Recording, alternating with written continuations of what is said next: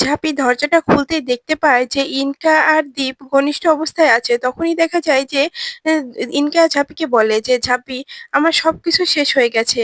কারণ আমার আর তোমার বরের মধ্যে সব সম্পর্ক হয়ে গেছে। তোমার আর কিচ্ছু করার নেই।" তখনই ঝাঁপি বলে, "আমি কখনো বিশ্বাস করতে পারব না যে ও তোমার সঙ্গে কিছু করেছে। ও যদি এক বুক গঙ্গার জলে নেমেও বলে যে তোমার সঙ্গে ওর কোনো কিছু হয়েছে, তাও আমি বিশ্বাস করব না।" কথাটা শুনে দীপ অবাক হয়ে যায়। হ্যাঁ বন্ধুরা, এমনটাই দেখতে পাবেন। বিস্তারিত জানতে ভিডিওটিকে লাইক দিয়ে চ্যানেলটি সাবস্ক্রাইব করে দেখতে থাকুন। গল্পের শুরুতেই দেখা যাবে যখনই জানে যে দীপের মা যে দীপের সঙ্গে ঝাঁপিয়ে যাচ্ছে, তখন খুব রেগে যায়। তখনই দীপের মা ইনকাকে ফোন করে বলে যে, "ইনকা, সমস্যা হয়ে যাচ্ছে। তোমাদের সঙ্গে ওই ঝাঁপিয়েও যাচ্ছে। তুমি না বলেছিলে যে আজকে তুমি একটা কিছু করবে?" তখনই ইনকা বলে, "আন্টি, আপনাকে কিছু করতে হবে, যে ঝাঁপিকে আটকে দিতে হবে। কিছু অজুহাত দেখিয়ে আপনি ঝাঁপিকে আটকে দিন।" তখনই দেখা যায় দীপের মা বলে, "কিভাবে?" তখনই ইন্দ্র বলে, "আপনি পুজোর দোহাই দেন, তাহলে হয়তো ঝাঁপি শুনবে, না হলে শুনবে না।" তখনই দীপের মা বলে, "আচ্ছা ঠিক আছে।" যখনই দীপ আর ঝাঁপি বাড়ি থেকে বের হবে, তখনই দীপের মা সেখানে এসে বলে, "ঝাঁপি, তুই কোথাও যেতে পারবি না। তুই এত না বলিস আমার বাবানের বউ, তুই এ বাড়ির বউ। তাহলে কাজ কর না, আজকে ব্রত পালন কর আমার বাবানের জন্য, কারণ আমি মানত করেছি আজকে লক্ষ্মী পুজো হবে।" তখনই দেখা যায় যে ঝাঁপি আর যেতে চায় না। তখনই কাসাই ঝাঁপিরকে বলে যে, "শোন ঝাঁপি, তুই যা, তুই মায়ের কথা শুনিস না। কারণ মা তো অনেক কথাই বলে। পুজো কালকেও করা যাবে। তুই আজকে যা। কারণ আজকে দাদাভাই তোকে ডেকেছে। তুই যেতে পারিস।" তখনই দেখা যায় যে ঝাঁপি বলে, "না, তুমি চলে যাও। আমি যাব না। আমি তোমার নামের ব্রত রেখে পুজো করব আজকে। কারণ বাড়ির মঙ্গলের জন্য এই কাজটা আমাকে করতেই হবে।" তখনই কাসাই বলে, "তুই ভুল করছিস ঝাঁপি। তুই মায়ের কথা শুনে খুব বড় ভুল করছিস। কারণ মা কেমন তুই খুব ভালো করে জানিস। মা তোকে কখনোই সহ্য করতে পারে না। আর দাদাভাইয়ের সঙ্গে তো একদমই না। যেখানে দাদাভাই তোকে নিজে বলেছিল নিয়ে যাবে, এজন্যই মা প্ল্যান করে এরকম কিছু করেছে না তো আবার?" তখনই ঝাঁপি বলে, "না, না কাসাইদি, কি যে বলো? নিজের ছেলেকে নিয়ে এত বড় মিথ্যা কথা সে বলবে না।" এরপরে দেখা যায় যে এ দীপ আর ইনকা চলে যায়। তখনই দীপের মা পুজোর আয়োজন শুরু করে দেয়। তখনই পুজোর কাজ শুরু করে ঝাঁপি। এদিকে কিন্তু ঝাঁপির মন পড়ে থাকে দীপের কাছে যে ইনকা যে কথাগুলো বলেছিল সেরকম যদি আবার কিছু করে তাহলে কি হবে সেটা বুঝতে পারছি না। আমার অনেক ভয় করছে। এরপরেই দেখা যায় যে দীপও অনেক রাত হয়ে যায়। আস্তে অনেক রাত হয়ে যায়। তখনই ইনকা বলে, "অনেকটা দেরি হয়ে গেল না দীপ?" তখনই দীপ বলে, "হ্যাঁ, ওই জ্যামেটা যদি না পড়তাম তাহলে হয়তো এমনটা হতো না। কারণ বাড়িতে যেতে মধ্যরাত হয়ে যাবে।" এদিকে ঝাঁপিও তো খুব চিন্তা করছে। তখনই ইনকা বলে, "কি যে বলো দীপ তুমি? আগে তো আমরা কত এরকম লং ড্রাইভে যেতাম, যা ইচ্ছে হতো তাই করতাম। কিন্তু এখন তুমি এত ভয় করো কেন?" তখনই দীপ বলে, "ইনকা, সেটা আগের কথা। আগে যেতাম, যাবো এসব আগে চলতো। এখন চলবে না। এখন আমি বিবাহিতা, আমার সংসার আছে, পরিবার আছে। এখন তাদেরকেও আমাকে কৈফিয়ত করতে হয়। আর তখন আমি ব্যাচেলর ছিলাম। ব্যাচেলর জীবনটা আসলে অনেক ভালো। যখন যা ইচ্ছে হতো তাই করা যেত। কিন্তু এখন তো সেটা যাবে না।" এরপরেই দেখা যায় যে পুজোর কাজ শেষ হয়ে যায়। তখনই দীপের মা ওখান থেকে চলে গেলে ঝাঁপির মন অনেক খারাপ হয়ে যায়। তখনই কাসাই সেটা বুঝতে পারে। তখনই কাসাই বলে, "কি হয়েছে রে ঝাঁপি?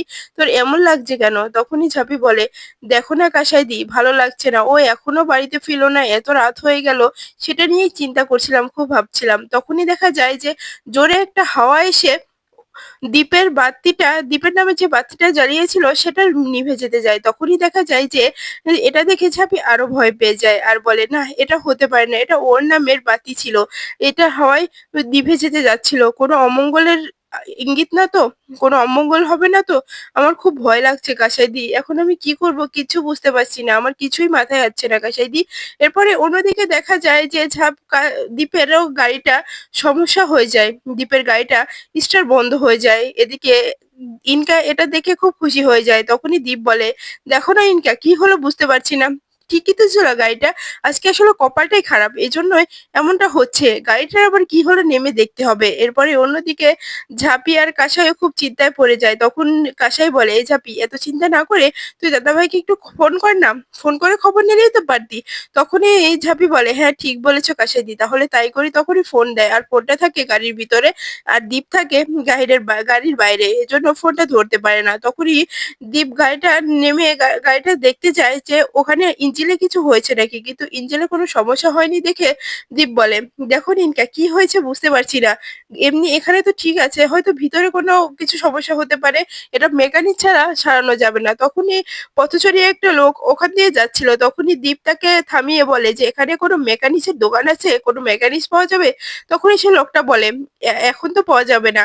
কারণ এখানে দোকান আছে সেটা আগেই বন্ধ হয়ে গেছে। এখন এত রাতে তো কোনো দোকান খোলা থাকবে না। কোনো মেকানিক্স আপনারা পাবেন না সকালের আগে। তাই আমি কিছু বলতে পারছি না।" তখনই দেখা যায় জোরে একটা হাওয়া ঝড়ো হাওয়া দেখে ইনকা বলে যে, "দীপ হয়তো ঝড় উঠবে, ভয় লাগছে কিন্তু এখানে থাকা যাবে না।" তখনই ইনকা ওই পথচারী লোকটার কাছে গিয়ে বলে, "আচ্ছা দাদা, এখানে কি কোনো কিছু থাকা যাবে? কোনো ক্যাব কোনো কিছু পাওয়া যাবে যেখানে রাতটা থাকা যাবে?" তখনই দেখা যায় যে লোকটি বলে, "হ্যাঁ, সামনে একটা আছে। আপনার ওখানে গিয়েই দেখতে পারেন।" তখনই দেখা যায় ইনকা দীপের কাছে এসে বলে, "দীপ এখানে থাকা যাবে না। এখান থেকে চলো। এখানে থাকলে বিপদ হতে পারে।" তখনই দেখা যায় যে দীপ ইনকার কথা দিয়ে ভিতরে ওদিকে খুঁজতে চলে যায়। এরপরে অন্যদিকে দেখা যায় যে যখন ঝাঁপি ফোন করে তখন আর দীপকে পায় না। দীপটা যখন ফোনটা ধরে তখন দীপও বোঝে না যে ঝাঁপি ফোন করেছে। এদিকে ঝাঁপির মনটা অনেক খারাপ হয়ে যায়। তখন কাসাই বলে, "এই ঝাঁপি এত চিন্তা করিস না। সবকিছু ঠিক আছে রে, কিচ্ছু হবে না। কিন্তু আমারও একটু খটকা লাগছে। ওই যে রাক্ষসী শাকচুন্নিটা আছে না ওর সঙ্গে? এটাই তো বড় বিষয়।" তখনই দেখা যায় সেই মুহূর্তে দীপ ফোন করে। আর তখনই এই কাসাই বলে, "কে ফোন করলো রে ঝাঁপি?" তখন ঝাঁপি বলে, "এই যে ও ফোন করেছে, দেখছি কি বলছে।" পাশ থেকে দীপের মা কথা শোনার জন্য আড়ালে লুকিয়ে থাকে। তখনই দেখা যায় ওপাশ থেকে দীপ ঝাঁপিকে বলে, "ঝাঁপি চিন্তা করিস না, আমি ঠিক আছি। আসলে মাঝ রাস্তায় গাড়িটা নষ্ট হয়ে গেছে। এখন তো সারতেও পারবো না। এখন এখান থেকে যেতেও পারবো না। কারণ এত দূর থেকে তো আর হেঁটে, হেঁটে যাওয়া যাবে না ঝাঁপি। তুই একটু কষ্ট করে বাড়ির সবাইকে বলে দিস।" তখনই ঝাঁপি বলে, "আচ্ছা ঠিক আছে। কিন্তু আছো কোথায়?" তখনই দেখা যায় দীপ বলে, "এখানে এক লজে এসে আশ্রয় নিয়েছি। তাই আজকের রাতটা আমি এখানেই থাকবো। ঝাঁপি কিছু মনে করিস না, আর চিন্তা করিস না।" তখনই দেখা যায় ঝাঁপি বলে যে, "তুমি ওখানে আছো, সমস্যা হবে না তো?" তখনই দীপ বলে, "না, না কোনো সমস্যা হবে না। এখানে আমরা আজকে রাতটা থেকে কাল সকাল, সকাল বের হয়ে পড়বো। তুই আবার চিন্তা করিস না আর বাড়ির সবাইকে চিন্তা করতে দিস না। তুই ম্যানেজ ম্যানেজ করে নিস না ঝাঁপি। এখন তো আর যাওয়াটা সম্ভব হচ্ছে না। এখানে কোনো মেকানিক্সও পাইনি যে তাদেরকে দিয়ে গাড়িটা সেরে নেবো।" তখনই ঝাঁপি বলে, "আচ্ছা ঠিক আছে। তোমাকে এত ভাবতে হবে না, এত চিন্তা করতে হবে না। আচ্ছা ব্যাপারটা আমি দেখছি।" তখনই কাশেই বলে, "কি হয়েছে ঝাঁপি? দাদাভাই কি বলল?" তখনই ঝাঁপি বলল, "ওর ওখানকার একটি লজে এসে আশ্রয় নিয়েছে। ও আজকে রাতে আসতে পারবে না। গাড়িটা নষ্ট হয়ে গেছে।" তখনই দেখেছে কাছে বলে, "এটাই তো চিন্তার বিষয়। ওই যে ছাচ্চুন্নিটা আছে না? ছাচ্চুন্নিটা যে ও অনেক রাক্ষসী কাজ করতে পারে। যদি দাদাভাইকে কিছু করে" তখনই দেখা যায় ঝাঁপি বলে, "না, না ওর উপর আমার পুরোপুরি বিশ্বাস আছে। ও অন্যায় কিছু করবে না।" এরপরে দেখা যায় অন্যদিকে দীপ যখন ওখানকার রিসেপশনে গিয়ে কথা বলে আর বলে যে, এখানে ২ টো রুম হবে?" তখনই দেখা যায় ওখানকার লোকটি বলে, "না, এখানে ২ টো রুম হবে না। ১ টা রুমই পারবো দিতে আপনার জন্য।" তখনই দীপ কোনো কিছু না ভেবে বলে, "আচ্ছা ঠিক আছে তাহলে তাই দিন।" তখনই দেখা যায় যে দীপ রুম বুক করে ওখান থেকে চলে আসে। তখনই ওখানে ইনকা দাঁড়িয়ে থাকে। আর তখন ইনকা লোকটির সঙ্গে কথা বলে ইনকা তাকে ঘুষের টাকাটা দিয়ে দেয়। কারণ এই সবকিছু ইনকাই করেছে। তখন ইনকা বলে, "আমার হাত থেকে আজকে কেউ দীপকে বাঁচাতে পারবে না। দীপকে আমি আজকে আপন করে নেবই। আমি নিতে চেয়েছি না, আমি ঝাঁপির কাছ থেকে সবকিছু ছিনিয়ে নিতে চেয়েছি না। আজকে আমি সবকিছু ঝাঁপির কাছ থেকে ছিনিয়ে নেবই। আমাকে কেউ আটকাতে পারবে না। এমনকি ওই ঝাঁপিও আমাকে আর কিচ্ছু করতে পারবে না। বড়, বড় কথা বলেছিল না দীপকে নিয়ে? আজকে ওর সবকিছু ভেঙে গুঁড়ে মুচড়ে দেব। ওরকে আর দীপকে নিয়ে কোনো অহংকারই করতে দেব না আমি।" এরপরে অন্যদিকে দেখা যায় যে ঝাঁপি খুব চিন্তায় পড়ে যায়। এটা দেখে কাসাইও খুব চিন্তা করে। আর কাসাই তখন বলে, "এই ঝাঁপি আমি একটা কথা বলি শোন, তুই ওখানে চলে যা।" তখনই ঝাঁপি বলে, "অনেকটা রাত হয়ে গেছে। এখন ওখানে যেতে গাড়িও পাবো না।" তখনই দেখা যায় যে কাসাই বলে, "ঝাঁপি তুই কাউকে নিয়ে যা বাড়ির সঙ্গে। আর নয়তো তুই নীলুদাকে ফোন কর। তার সঙ্গে যা, ওর তো গাড়ি আছে।" তখনই ঝাঁপি বলে, "না, না কাসাইদি, আজকে তোমার ফুলশয্যা রাত। আমি নীলুদাকে নিয়ে যেতে পারি না। এটা আমি পারবো না কাসাইদি।" তখনই কাসাই বলে, "এই ঝাঁপি, তোর জন্য আমরা দুজন এক হতে পেরেছি। আর তোর এই সমস্যার দিনে নীলু তোর পাশে দাঁড়াবে না, তা কখনো হয়? তা হবে না। তুই আজকে যা। তুই নীলুকে ফোন করে আসতে বল। নীলু অবশ্যই আসবে। ব্যাপারটা বুঝবে, বোঝ। আর আমি তো ফুলশয্যার কোণে। আমি তোকে বলছি, আমার ফুলশয্যা লাগবে না। ফুলশয্যা তো অনেক আছে, অনেকদিন পড়ে আছে। অন্যদিন করা যাবে। কিন্তু আজকে যে তোর বিপদটা হয়েছে এটা থেকে আগে উদ্ধার করতে হবে। কারণ ওই শাকচুন্নিটাকে আমি একদম বিশ্বাস করি না। আর তোকে যে কথাগুলো বলেছে যদি সেরকম কিছু করে, ওকে বিশ্বাস করা যায় না। তখনই ঝাঁপি বলে, "ঠিক বলেছো কাশেদি। ওই মেয়েকে তো বিশ্বাস করা যায়ই না। ওটা বিদেশি মেয়ে। বিদেশি ম্যাম বলে কথা। ও নিজের সম্মানটাও নষ্ট করতে ২ পা পিছাবে না। এজন্য আমাকে কিছু করতেই হবে।" তখনই কাসাই বলে, "তাহলে ফোনটা কর না তোর নীলুদাকে। তোর নীলুদা আসলে দেখ সবকিছু ঠিক হয়ে যাবে আমি বলছি। তো নীলুদার সঙ্গে তুই একবার যা।" তখনই ঝাঁপি বলে, "আচ্ছা ঠিক আছে তাহলে আমি নীলুদাকে ফোন করি।" তখনই দেখা যায় ঝাঁপি নীলুকে ফোন করে আর বলে, "নীলুদা একটু আসবে? এক জায়গায় যেতে হবে।" তখনই ওপার থেকে নীলু বলে যে, "কোথায় যেতে হবে?" তখনই ঝাঁপি বলে ওঠে, "তুমি এসো না, তোমাকে আমি যেতে যেতে সবকিছু বলছি। তুমি কিন্তু তাড়াতাড়ি চলে এসো, দেরি করো না।" তখন ওপার থেকে নীলু বলে, "আচ্ছা ঠিক আছে তুই চিন্তা করিস না, আমি খুব তাড়াতাড়ি চলে আসবো। তুই তাড়াতাড়ি নিচে নেমে আয়।" তখনই কাসাই বলে, "আচ্ছা ঝাঁপি, তাহলে তুই তাড়াতাড়ি যা না। তুই এখানে যত দেরি করবি ততই সমস্যাটা বাড়বে। তুই এখন এখান থেকে যা, তাড়াতাড়ি গিয়ে তুই দেখ যে দাদাভাইয়ের কিছু হলো নাকি। আমারও খুব ভয়ে হাত পা ঠান্ডা হয়ে যাচ্ছে রে, তুই তাড়াতাড়ি কর।" তখনই ঝাঁপি বলে, "কাসাইদি, তুমি আজকে যে কাজটা করলে আমার জন্য, আমি এটা কখনোই ভুলবো না। আজকে তোমার বিশেষ একটা রাত ছিল, তুমি সেটা ভেস্তে দিয়ে তুমি নীলুদাকে আমার সঙ্গে পাঠিয়ে দিচ্ছ। সত্যি কাসাইদি, তোমার মতো মানুষ হয় না।" তখনই কাসাই বলে, "ঝাঁপি তুই এই কথা বলে আমাকে ছোট করছিস? তুই আমার জন্য কি করেছিস তুই সেটা জানিস না। তুই আমাকে আর নীলুকে এক করে দেওয়ার জন্য পুরোটা লড়াই করে গেছিস। আর আমি এটুকু তোর জন্য করতে পারবো না, তা হতে পারে না।" তখনই দেখা যায় কাসাই বলে, "এই যা না ঝাঁপি, দেরি হয়ে যাচ্ছে কিন্তু।" তখনই ঝাঁপি চলে যায়। আর তখনই দীপের মা ওটা দেখে, তো দীপের মা মনে মনে ভাবে যে কি হলো, ওই ঝাঁপি আবার কোথায় যাচ্ছে, আমাকে জানতে হবে। এরপরে দীপের মা আস্তে আস্তে কাসার কাছে এসে বলে, "এ কাসাই, ঝাঁপি কোথায় গেল রে?" তখনই কাসাই বলে, "কোথায় গেল, একটু বাইরে গেল। সব কথা কি তোমাকে জানতে হবে মা?" তখনই দেখা যায় যে দীপের মা বলে, "হ্যাঁ জানতে হবে।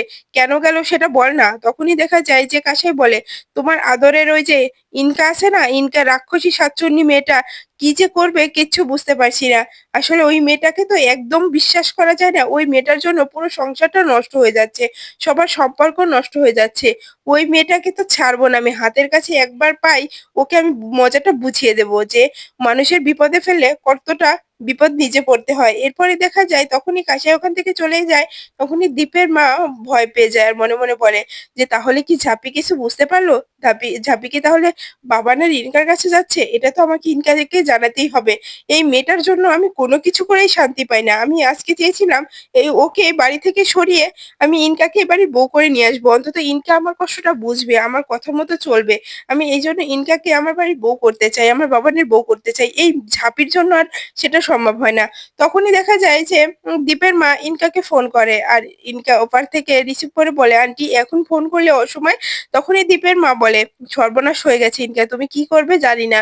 তুমি আমাকে কিচ্ছু বলোনি। তুমি যা যা করতে বলেছিলে আমি করেছিলাম, কিন্তু শেষমেশ ঝাঁপিকে আমি আটকে রাখতে পারিনি। ও বাড়ি থেকে বের হয়ে গেছে। ওর হয়তো কিছু সন্দেহ হয়েছে, এজন্য ও বাড়ি থেকে বের হয়েছে। ও নীলুর সঙ্গে যাচ্ছে।" কথাটা শুনেই দেখা যায় যে তখনই ইনকা বলে, "চিন্তা করো না, আমি আছি। ইনকা থাকতে তোমার এত চিন্তা করার কোনো কারণ নেই। ও আস্তে আস্তে আমার কাজ হয়ে যাবে। আমার কাজ সেরে ফেলবো। ও যতই আজকে বলুক না কেন যে ও দ্বীপের কাছে এসে পৌঁছাবে, ও আজকে দ্বীপের কাছে আসতে পারবে না। দ্বীপের আর আমার মাঝখানে কেউই আসতে পারবে না।" এরপরে অন্যদিকে দেখা যাবে যে নীলু আর ঝাঁপি গাড়ি নিয়ে বের হয়ে পড়ে। তখনই নীলু বলে, "ঝাঁপি তুই যে কথাগুলো বললি সে কথাগুলো শুনে আমারই তো হাত পা ঠান্ডা হয়ে যাচ্ছে। যদি ও সত্যি সত্যি দ্বীপের কোনো ক্ষতি করে ফেলে, ওই মেয়েকে তো একদম বিশ্বাস করা যায় না। দ্বীপ যে ওই মেয়েকে কি দেখে পছন্দ করে ভালোবেসেছিল সেটাই তো আমি এখন বুঝতে পারি না। ওই মেয়েটাকে আমি একবার ভাগে পাই, দেখিস ওই মেয়েটার কি অবস্থা করি। মেয়েটা খুব বার বেড়েছে না?" তখনই ঝাঁপি বলে, "নীলুদা তোমাকে কিছু করতে হবে না, ওকে আমি টাইট করব। ও আমার সামনে থেকে আমার বরকে ছিনিয়ে নিয়ে যাবে, সেটা কখনোই হবে না। সেটা আমি কখনোই হতে দেব না। ওর ওর খেলা আমি শেষ করে দেবই। ও খুব বার বেড়েছে না?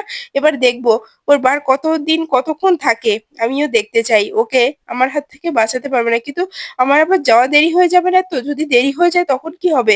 এরপরে দেখা যায় সকালে যখনই দীপ ঘুম থেকে ওঠে আর দেখে ইনকা দীপের পাশেই শুয়ে আছে, দীপের বুকে মাথা রেখে ইনকা ঘুমিয়ে আছে, তখনই দেখা যায় যে ইনকা দীপকে বলে যে গুড মর্নিং। কথাটা শুনেই দীপ ভয় পেয়ে বলে, "এই তুমি এখানে কেন? আর আমি এখানে কেন?" তখনই দেখা যায় ইনকা বলে, "তুমি আজকে আমার সঙ্গে ছিলে। আজকে আমি ধন্য হয়ে গেছি দীপ যে তুমি আমাকে সত্যিকারের ভালোবাসাটা দিয়েছো আজকে। তখনই দীপ বলে, "আমার তোমার কোনো সম্পর্ক হয়নি। তুমি কিচ্ছু প্রমাণ করতে পারবে না।" তখনই দেখা যায় ইনকা জড়িয়ে ধরে কান্না করতে, করতে বলে, "দীপ তুমি আমাকে ভুল বুঝছো। আমাদের মধ্যে সব সম্পর্ক হয়ে গেছে।